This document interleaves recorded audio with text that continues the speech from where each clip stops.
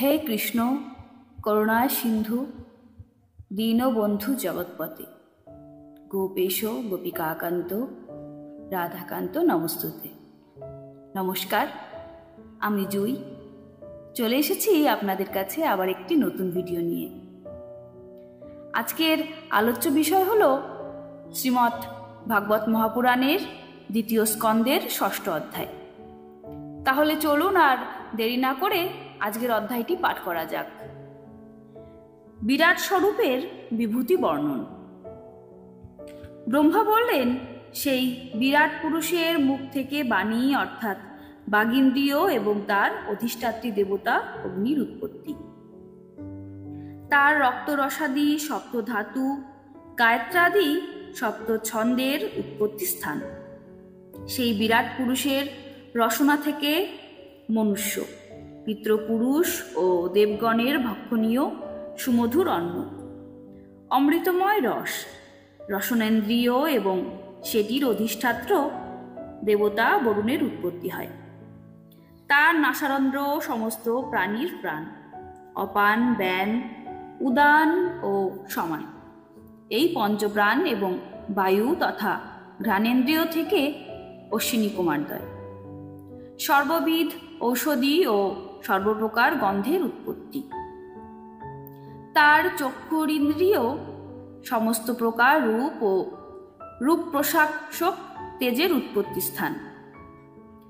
নেত্রগোলক দুটি স্বর্গ ও সূর্যের জন্মস্থান। কান থেকে দিক সকল এবং পবিত্রকারী তীর্থসমূহের উৎপত্তি। আর শ্রবণেন্দ্রিয় হল আকাশ ও আকাশের গুণশব্দের উৎপত্তি স্থান। তার শরীর সর্ববস্তুর সারাংশ ও সৌন্দর্যের উৎপত্তি স্থান। তার ত্বক থেকে স্পর্শ, বায়ু ও সমস্ত যজ্ঞের উৎপত্তি। তার লোমসমূহ সমস্ত উদ্ভিজ্জ পদার্থের অথবা কেবল যজ্ঞীয় বৃক্ষসমূহের উৎপত্তি স্থান।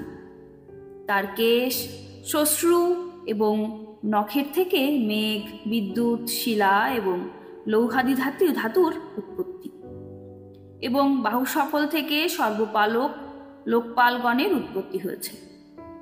তার পাদক্ষেপে থেকে ভূ, ভুব ও স এই ৩ লোকের উৎপত্তি হয়েছে। তার শ্রী চরণকমল প্রাপ্ত বস্তুকে রক্ষা করে ও ভয়কে বিতাড়িত করে এবং তা সব কাম্য বস্তুর প্রদানকারী। বিরাট পুরুষের লিঙ্গ জল, শুক্র, সৃষ্টি, মেঘ ও প্রজাপতির আধার এবং তার জননেন্দ্রিয় সন্তান কামনায় স্ত্রী সম্ভোগজনিত আনন্দের উৎপত্তি স্থান। হে নারদ, বিরাট পুরুষের পায়ু ইন্দ্রিয় যম ও মিত্র মলত্যাগের ও মলদার, হিংসা, অলক্ষী, মৃত্যু ও নরকের উৎপত্তি স্থান। তার পৃষ্ঠদেশ পরাজয়, অধর্ম ও অজ্ঞান, নারীসমূহ, নদী, নদ এবং অস্থি সকল পর্বতের উৎপত্তিস্থল। তার উদরে ত্রিগুণা, মূলা, প্রকৃতি, রস নামক ধাতু, সমুদ্র, সমস্ত প্রাণী এবং মৃত্যু অবস্থিত রয়েছে। তার হৃদয়েই মনের জন্মস্থান। হে নারদ, আমি, তুমি, ধর্ম, সনকাদি মুনিগণ, শিব, বিজ্ঞান ও অন্তঃকরণ এই সবই তার চিত্ত থেকে উৎপন্ন।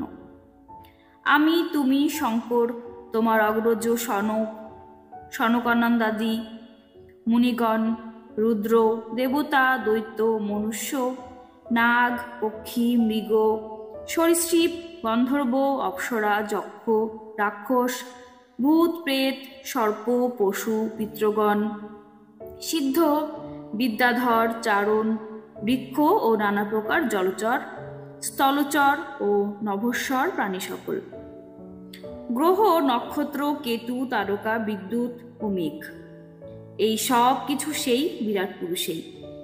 তিনি ছাড়া অন্য কিছু নেই। তিনি এই সম্পূর্ণ বিশ্বব্রহ্মাণ্ড, অতীত, ভবিষ্যৎ ও বর্তমানে ব্যপ্ত হয়ে রয়েছেন এবং তার মধ্যে এই বিশ্ব কেবল তার 10 আঙুল পরিমিত স্থান নিয়ে স্থিত রয়েছে। সূর্য যেমন সূর্যমণ্ডলকে প্রকাশিত করে, মণ্ডলের বাইরের বস্তুকে প্রকাশিত করেন, তেমনভাবেই পুরাণ পুরুষ পরমাত্মাও সম্পূর্ণ বিরাট বিগ্রহ প্রকাশ করে তার ভিতর বাহির সর্বত্র প্রকাশিত হচ্ছেন। হে মুনিবর, মানুষের ক্রিয়া এবং সংকল্প থেকে যা কিছু হয় অর্থাৎ কর্মফল, তিনি তার সবকিছুর অতীত এবং অমৃত ও মোক্ষের অধিপতি। এই জন্যই তার অপার মহিমার কেউ পার পায় না। শ্রী ভগবানের এক পাদে ভূ, ভুব, স, মহ প্রভৃতি লোক এবং সেই একাংশের মধ্যে জীবসমূহ অবস্থিত। তারও ওপরে জন, তপ ও সত্যলোকে যথাক্রমে অমৃত, অভয় ও মোক্ষ সুখ নিহিত রেখেছেন। জন, তপ ও সত্য এই তিন লোকে ব্রহ্মচারী, বানপ্রস্থী এবং সন্ন্যাসীদের নিবাস। দীর্ঘকাল ব্রহ্মচর্য শূন্য গৃহস্থ ভূলোক, ভুবলোক ও স্বর্লোকের মধ্যেই বাস করে। শাস্ত্রে দুটি পথের কথা বলা আছে। একটি অবিদ্যারূপ কর্মমার্গ, যা সকাম পুরুষের জন্য, আর দ্বিতীয়টি উপাসনারূপ বিদ্যার মার্গ, যা নিষ্কাম উপাসকের জন্য। এই দুইয়ের মধ্যে কোনো একটি গ্রহণ করে ভোগ সুখদায়ী দক্ষিণ মার্গ অর্থাৎ মোক্ষপদদায়ী উত্তর মার্গ অবলম্বন করা যায়। কিন্তু পুরুষোত্তম ভগবান দুই মার্গেরই আশ্রয়। সূর্য যেমন সবকিছু প্রকাশ করে তাদের থেকে পৃথক, তাদের থেকে ওপরে নিজ ধামে অবস্থান করেন, সেই রকমই যে পুরুষোত্তম শ্রী ভগবান থেকে এই ব্রহ্মাণ্ড এবং পঞ্চভূত, একাদশ ইন্দ্রিয় এবং গুণময় বিরাট দেহ উৎপন্ন হয়েছে, সেই শ্রী ভগবানও সবকিছুর অতীত নিজ ধামে অবস্থান করেই বিরাট দেহ এবং ব্রহ্মাণ্ডের মধ্য থেকে তাদের চৈতন্য সঞ্চার করেন। এই বিরাট পুরুষের নাভিকমল থেকে যখন আমি জন্মগ্রহণ করলাম, তখন তার অঙ্গ প্রত্যঙ্গাদি ছাড়া কোনো যজ্ঞ সম্ভার দেখতে পাইনি। সুতরাং তার অঙ্গ প্রত্যঙ্গের মধ্যেই আমি যজ্ঞের পশু। যুপকাষ্ঠ, কুশ, যজ্ঞস্থলী এবং যজ্ঞের উপযুক্ত কালের কথা চিন্তা করতে লাগলাম। হে ঋষিবর, যজ্ঞের জন্য প্রয়োজনীয় পাত্র ইত্যাদি জিনিস, যব, ধান ইত্যাদি ঔষধি সমূহ, ঘৃত আদি, স্নিগ্ধ পদার্থ, মধুরাদি, রস, সুবর্ণাদি, ধাতু, মাটি, জল, ঋক, যজু, সাম, চাতুর্বর্য, যজ্ঞের নাম, মন্ত্র, দক্ষিণা, ব্রত, অগ্নি সমাধি, দেবতাদের নাম, কল্প, সংকল্প, তন্ত্র, গতি, মতি, শ্রদ্ধা, প্রায়শ্চিত্ত ও সমর্পণ প্রভৃতি সমস্ত যজ্ঞ সম্ভার আমি যজ্ঞপুরুষ শ্রীহরির অঙ্গপ্রত্যঙ্গ থেকে সংগ্রহ করেছিলাম। এইভাবেই যজ্ঞপুরুষ শ্রী ভগবানের অঙ্গপ্রত্যঙ্গ থেকে সবকিছু সামগ্রী আহরণ করে আমি সেই সামগ্রী দিয়েই সেই যজ্ঞপুরুষ পরমাত্মাকে যজ্ঞ দ্বারা অর্চনা করেছিলাম। তারপর মরীচি প্রমুখ তোমার অগ্রজ এই 9 জন প্রজাপতি সমাহিত চিত্তে বিরাট এবং অন্তর্যামী রূপে স্থিত সেই পরম পুরুষের আরাধনা করেছিলেন। তদন্তর যথাসময়ে বৈবসত্য প্রমুখ মনুগণ, ঋষিগণ, পিতৃগণ, দেবগণ, দৈত্যগণ ও মনুষ্যগণ নানা যজ্ঞানুষ্ঠানে যজ্ঞপুরুষের অর্চনা করেছেন। হে নারদ, ভগবান স্বয়ং ত্রিগুণাতীত হয়েও বিশ্বের সৃষ্টি, স্থিতি ও লয় করবার জন্য মায়ার দ্বারা বিভিন্ন গুণ স্বীকার করে নেন। সেই পরম পুরুষ ভগবান নারায়ণেই এই বিশ্ব অধিষ্ঠিত।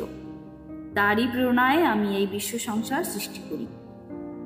তারই অধীন হয়ে রুদ্র এই বিশ্ব সংহার করেন এবং তিনি স্বয়ং বিষ্ণুরূপে এই সৃষ্টির পালন করেন। কারণ তিনি সত্য, রজ এবং তম এই 3 শক্তিকে স্বীকার করে নিয়েছেন। হে বৎস নারদ, তুমি যা কিছু জিজ্ঞাসা করেছিলে আমি তার উত্তর দিলাম। ভাব বা অভাব, কার্য ও কারণাত্মক এমন কোনো বস্তুই নেই যা শ্রী ভগবান থেকে পৃথক। হে বৎস নারদ, আমি পরম ভক্তি সহকারে শ্রী ভগবানের ধ্যানে মগ্ন থাকি। সেই জন্যই আমার বাক্য কখনো অসত্য প্রকাশ করে না, আমার মন কখনো অসত্য সংকল্প করে না, এবং আমার ইন্দ্রিয় সকলও কখনো মর্যাদা অতিক্রম করে অসৎ পথে ধাবিত হয় না। যে বেদ পাঠে সকলে মহাবিজ্ঞ হয়, সেই বেদ প্রথমে আমার মুখ থেকেই নির্গত হয়েছিল, তাই আমি বেদমূর্তি। তপস্যা করে আমি সিদ্ধি লাভ করেছি, তাই আমার জীবন তপস্যাময়, এবং সমস্ত প্রজাপতিগণ আমাকে বন্দনা করে থাকেন, এবং আমি তাদের প্রভু। সমাহিত চিত্তে কঠোরভাবে যোগের সর্বাঙ্গ সাধন করেছি, কিন্তু তবুও যে ভগবান থেকে আমার উৎপত্তি তার স্বরূপ বুঝতে পারিনি। আমি তো পরম মঙ্গলময় এবং শরণাগত মুমুক্ষগণের ভববন্ধন মোচনকারী পরম কল্যাণ স্বরূপ সেই ভগবানের শ্রীচরণেই প্রণাম জানাচ্ছি। তার মায়ার শক্তি অপরিমেয়। আকাশ যেমন নিজের অন্ত পায় না, সেই রকমই তিনিও তার নিজের মায়া বৈভবের অন্ত পান না। এই অবস্থায় অন্যের কথা আর কি বলার আছে? আমি ব্রহ্মা, আমার পুত্র তোমার ঋষিগণ, এবং স্বয়ং মহাদেবও তার সত্য স্বরূপ জানেন না। অন্যান্য দেবতারাও যে জানবেন না এ বিষয়ে তো বলাই বাহুল্য। সকলেই তার মায়ায় মোহিত হয়ে তার মায়া শক্তিতে রচিত জগৎ সংসারকে সমক্ষ বুঝতে পারেন না। কেবলমাত্র নিজে নিজে বুদ্ধি অনুসারে এই প্রপঞ্চকের স্বরূপ ও তত্ত্ব নির্ধারণ করে থাকেন। যে ভগবানের অবতার লীলা সকল আমরা কীর্তন করে থাকি, কিন্তু তার তত্ত্ব অনুভব করতে পারি না, সেই ভগবানের শ্রীচরণে আমি বারংবার প্রণাম জানাই। তিনি অজ, তিনি পুরুষোত্তম, তিনি কল্পে, তিনি স্বয়ং নিজে নিজের দ্বারা নিজেকে সৃষ্টি, পালন ও সংহার করেন। তিনি মায়ার প্রভাব থেকে মুক্ত, বিশুদ্ধ জ্ঞানস্বরূপ এবং অন্তর্যামী রূপে একরসে অবস্থিত। তিনি সত্যস্বরূপ এবং পূর্ণ, না আছে তার আদি, না আছে অন্ত। তিনি ত্রিগুণ রহিত, সনাতন ও অদ্বিতীয়। হে নারদ, দেহ, ইন্দ্রিয় ও অন্তঃকরণ শ্রী গোবিন্দে সমর্পণকারী প্রশান্ত চিত্ত মননশীল মুনিগণ সেই পরমানন্দ বিগ্রহ ভগবানের তত্ত্ব জানতে পারেন, তার সাক্ষাৎকার লাভ করেন।